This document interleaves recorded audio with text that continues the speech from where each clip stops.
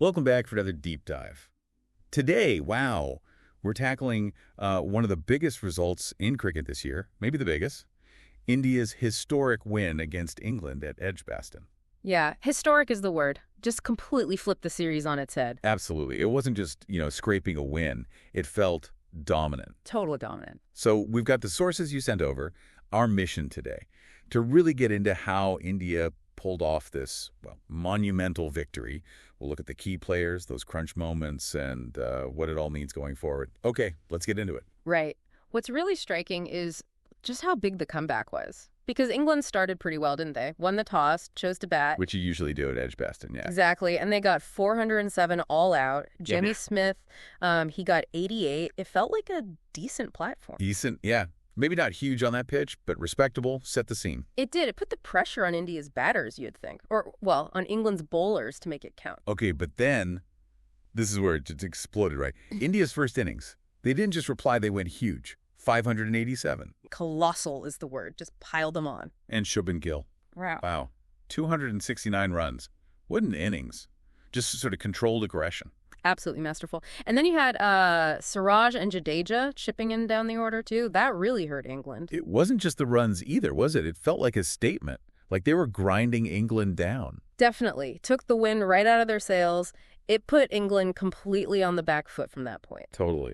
And connecting that, England's second innings, well, they just couldn't recover, could they? Under all that pressure, they folded for 271. Which gave India that massive lead, 336 runs.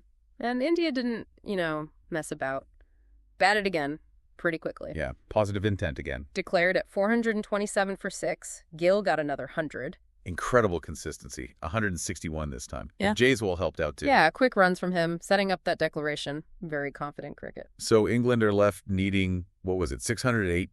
Just impossible, really. Totally unrealistic target in the fourth innings. And they folded pretty quickly, as you'd expect.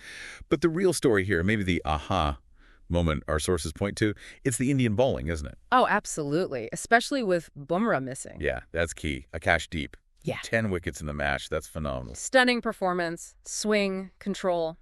He had it all. And Mohammed Siraj, 7 wickets. Pace, aggression. They just didn't let up. No, they were relentless. It wasn't just taking wickets. It was the sustained pressure. They systematically broke down that England batting lineup. Which brings us to England's tactics, maybe. Well, yeah, that raises a big question. Ben Stokes himself admitted, didn't he, that they couldn't capture India's tail. Right, those lower order runs again. Yeah. Siraj and Jadeja in the first innings. It cost them. It really did. And maybe it points to something, a bit inflexible in their approach. When plan A didn't work. I didn't seem to have a plan B, especially with the ball against that lower order. Perhaps India's resilience just exposed that lack of adaptability, maybe. So, the end result. A massive 336-run win for India. Their first ever win at Edgbaston, which is amazing in A itself. huge landmark. And their biggest ever away win by runs. Just staggering numbers. And Gill leading from the front. Not just the runs, 269 and 161. But becoming the youngest Indian captain to win a test overseas, what a debut as skipper. Yeah, couldn't have asked for a better start to his captaincy. So, looking ahead, what does this mean? Series level, 1-1. Heading to Lord's next. Huge momentum shift, isn't it? Definitely. India must be flying high. Gill's leadership, that pace attack, looking so potent even without Bumrah. It's a massive boost for them. For England, though, it's got to be a bit of a rethink. Does Bazball need adjusting against this Indian side? That discipline? Well, that's the question, isn't it? Do they stick or twist? Those aggressive fields didn't quite work this time. India seemed prepared. It sets up Lord's perfectly, a real tactical battle now. It really does. And, this whole match, it really throws up a fascinating question, something for you listening to consider, perhaps.